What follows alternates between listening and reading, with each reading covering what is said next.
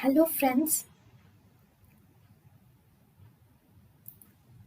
welcome to Creative Medicine. In this lecture, we will learn about treatment of hyperlipidemia, HMG-CoA reductase inhibitors, cholesterol absorption inhibitors, bile acid sequestrants, PCSK9 inhibitors, MTP inhibitors, and ApoB inhibitors are done. The next is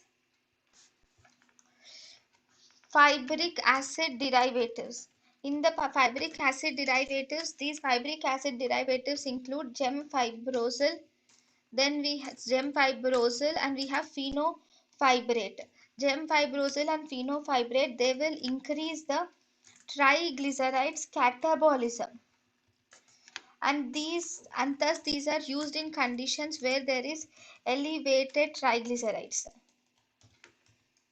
But the main side effect of this uh, fibric acid derivatives like gemfibril and fenofibrate are these can cause dyspepsia, and these will also cause fishy odor to breath.